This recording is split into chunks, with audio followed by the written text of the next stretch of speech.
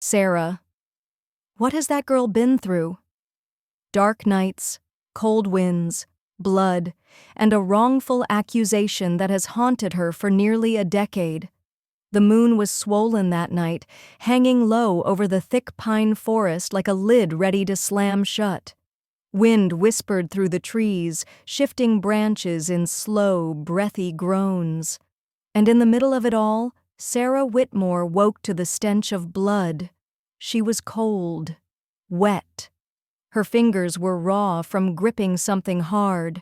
Her body was curled on the dusty floor of her family's hunting cabin, miles away from the nearest town, and her dress was soaked through in red, not wine, not water, blood. Her head throbbed. Pain pulsed at her temples, and the back of her skull ached like it had been slammed against something heavy. She blinked, trying to piece together anything about how she'd ended up here. But there was nothing, just a deep void where her memory should have been. A blackout, a drunken fog, thick and merciless. Sarah tried to stand, her knees buckling, her hand slipped in something warm and sticky. The smell hit her again, copper, sharp, and iron-rich. Then the scream tore out of her throat. Her brother, Danny, lay sprawled across the cabin floor, his chest a mess of red and his eyes wide open. The trial was fast, brutal. Sarah had no memory of the night. Not a single piece of evidence pointed to anyone else. Her fingerprints were on the bloody knife. Her blood alcohol level was 3 times the legal limit. Her family, all except her mother, testified that she had a history of emotional outbursts when drunk.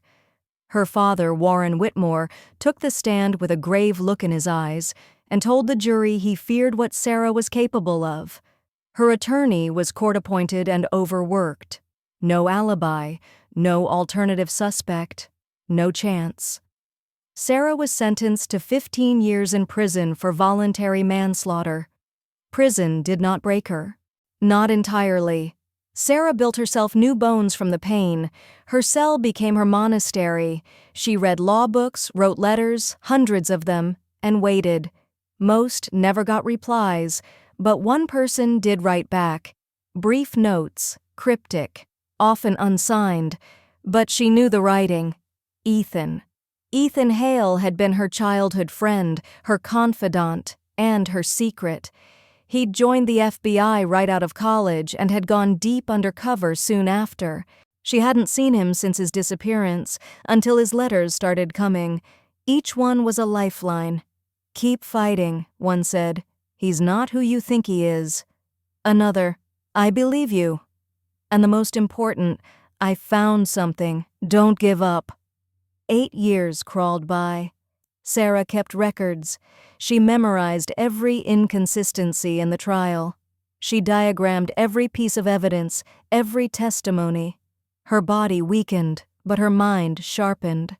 Then, after years of good behavior, she was granted parole.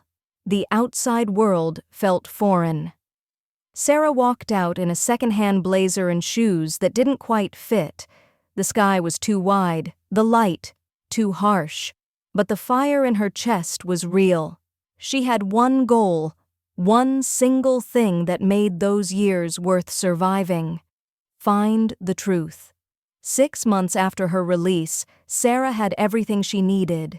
Evidence the court never saw, witnesses who had never been called, records that had been buried, DNA the prosecution had ignored, and a name: Lucas Hartley, a name she'd never heard before. A stranger, but connected by blood. Her father's blood. She looked at the old photo Ethan had sent. A teenage boy. Cold eyes. The same high cheekbones her father had. A son Warren Whitmore had kept hidden. And now, finally, she knew why. It was strange, the way silence echoed in prison. Not the silence of peace, but of anticipation. Like the air just before lightning splits the sky. Sarah had lived 8 years inside steel and concrete, but she never stopped listening. She listened to the whispers of guards when they thought no one was near, to the sobs of women who no longer had anyone left to cry for, to the sound of her own heartbeat late at night, syncing with the memory of that night in the cabin. The silence held answers. If she listened long enough, she believed it would speak. And it did, through ink, through coded letters, through Ethan. His words were few, but they hit like thunder. Sarah kept them all in a small, hollowed-out law book, its pages re-glued and perfectly trimmed. "He's hiding something," one letter read. "I'm watching him." Another, "There's a sealed juvenile record, the keys in your father's past." Sarah devoured the clues. She memorized dates, names, events. Every fact became a nail. Every inconsistency, a chisel. She wasn't just remembering anymore. She was building something, a case, a reckoning. Ethan's last letter had included something new, a copy of a juvenile court document. The name, Lucas Hartley, age 14 at the time, arrested for assault with a deadly weapon, released quietly, no press, no record in the federal system. But the photo said it all. The eyes, cold, flat, just like Warren Whitmore's. Sarah stared at that face for hours. She traced the features, jaw, brow, even the set of his ears. So familiar it made her skin crawl. But what shook her most wasn't his resemblance to her father. It was the timestamp. The boy had been released 2 months before Danny's murder. No one in her family had ever mentioned Lucas. No photos, no stories, no signs. But Ethan's notes filled in the gaps. Lucas had been born to Warren during an affair, kept in another state, raised away from the Whitmore family name, until something brought him back. And Sarah had a theory why. She set up a corkboard in her tiny apartment, strings, notes, red pins. She marked every inconsistency in the prosecution's case. The bloody knife, found in her hand, not the cabin kitchen. The witness who said she never saw Sarah leave the bar that night, but was never called to testify. The security camera footage from the gas station near the cabin, missing. Sarah had been drunk that night. That was true, but someone had counted on that. Counted on her confusion, her blackout, her lack of defense. Someone had needed a scapegoat, and now she knew who. She met Ethan for the first time in almost a decade in a quiet corner of a cemetery. It was raining, the sky heavy and dim. He wore a cap pulled low, and his jacket was one size too big, perfect for blending in. His voice was gravel and memory. "You look different." "So do you." They didn't hug. They didn't cry. They traded documents. "I can't help you officially," he said, handing her a flash drive, "but what's on here will get you started. Birth records, financial ties, emails, enough to push this thing open." Sarah nodded. "And the rest?" "I'll keep digging, but you'll need someone else to stand beside you when this goes public." Sarah smiled, tight-lipped. "I don't need someone beside me. I need someone in front of me, on the stand." That night she watched the files. There it was, Lucas's birth certificate, with Warren's name on the line marked father, a medical record with matching DNA markers, a sealed police report from the same year Danny died, suggesting a young man was picked up with blood on his clothes and released without charges. The last file was an email from Warren to an unknown recipient.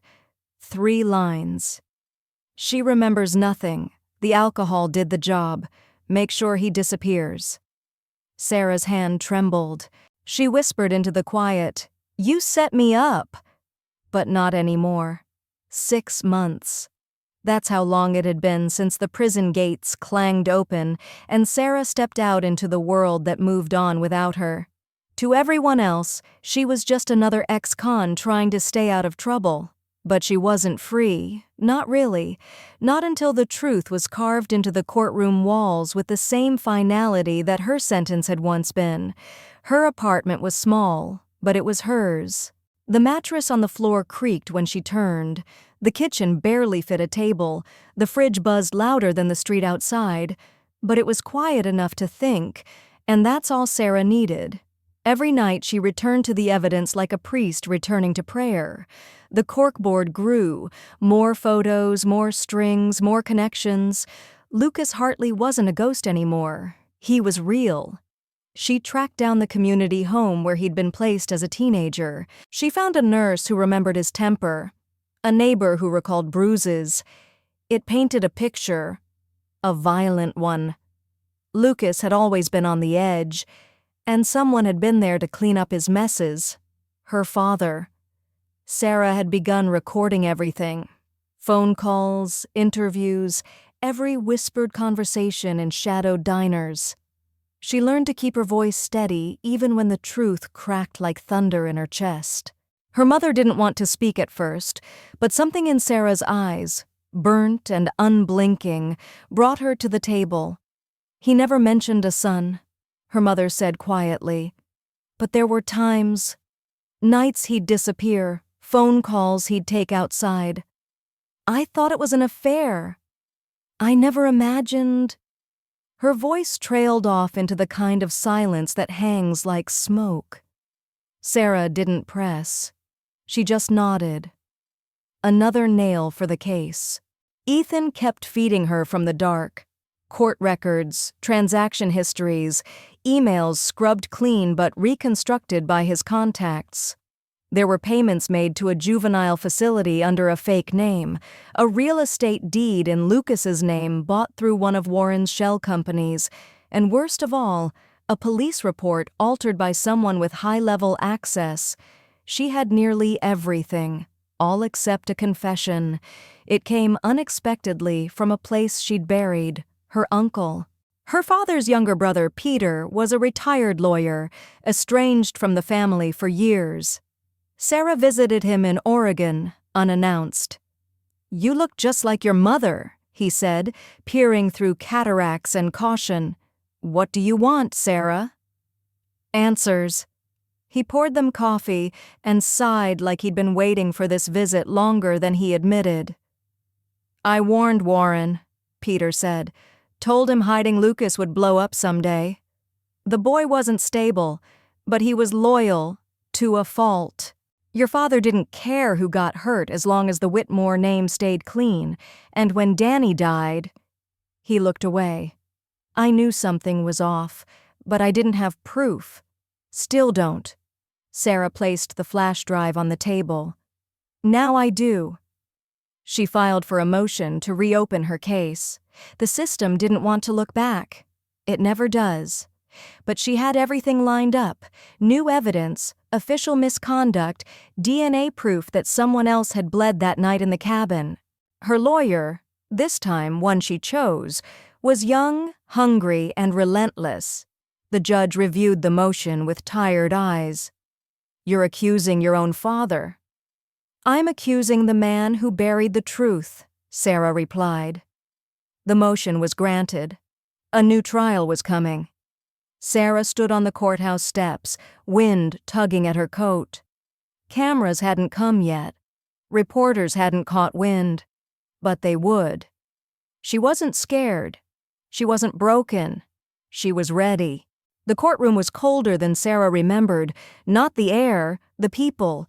Judges in black robes, lawyers with sharp tongues and blunted morals, spectators who whispered and stared, but Sarah didn't flinch.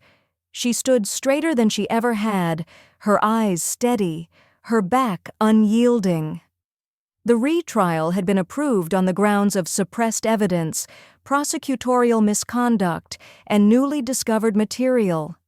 But to Sarah, this wasn't just a second chance. It was her first real one. Her new attorney, Maya Chen, was relentless. Young, brilliant, and with a fire that reminded Sarah of her own rage. Maya moved through the courtroom like a blade. "We're not just asking for freedom," Maya said in her opening statement. "We're demanding justice for a woman who was buried by a system too eager to close a case and a family too powerful to question." Exhibits came out: the bloody knife, no fingerprints matching Sarah, the bar receipt time-stamped too late for her to have been at the cabin when Danny died, the missing witness, now found, testifying that Sarah never left the bar alone, and Ethan's files, the clincher, Lucas Hartley's sealed juvenile record, his DNA, his connection to Warren Whitmore, a half-brother, hidden and angry, violent, out of control. And on the night Danny died, he was seen by a gas station attendant half a mile from the cabin, shaking, blood on his hands. Then came Peter Whitmore. He was older, slower, but his voice didn't waver. "My brother Warren was obsessed with legacy. He wanted to protect the Whitmore name at any cost. When Lucas came back into his life, Warren kept him hidden. After Danny died, I asked questions. Warren warned me to stop." "Did he admit to covering it up?" Maya asked. Peter hesitated. Then, "He didn't have to. I saw the fear in his eyes. It wasn't grief. It was panic." Sarah sat still as granite. She didn't cry. She didn't blink. She listened. Then, in a shocking turn, Ethan took the stand. He swore in under a false name, his status still classified. But the judge allowed it. His testimony was careful, surgical. "I was investigating corruption tied to state contracts when I came across a familiar name," he said. "Warren Whitmore. Funds moved to a facility where Lucas Hartley had been held, suppressed records, bribed officials, a pattern of erasure." "And the night of Danny Whitmore's death?" Maya asked. "There are internal memos. One reads, 'Contain Lucas, secure silence, use Sarah if necessary.'" A gasp rippled through the court. Sarah finally looked at her father. He couldn't meet her eyes. The defense rested. The prosecution stumbled. Their case, once ironclad, was now a house of cards in a windstorm. And after days of deliberation, the jury returned. "We find the defendant, Sarah Whitmore, not guilty." The words hit her like lightning and rain at once. For the first time in 9 years, she exhaled. Outside the courthouse, the press waited. "Do you have anything to say to your father?" a reporter shouted. Sarah paused, then spoke into the flashing lights. "He taught me how to lie, but prison taught me how to fight. And now, I fight for the truth." She walked away, free, but not finished. The courtroom was colder than Sarah remembered. The mahogany pews, the dusty blinds, the slow-moving fans overhead. Nothing had changed. But everything felt different. 6 months of planning had led to this day. Sarah wasn't on trial anymore, not officially, but every eye, every whisper, every press camera outside still treated her like a convicted felon. Only now, she had teeth.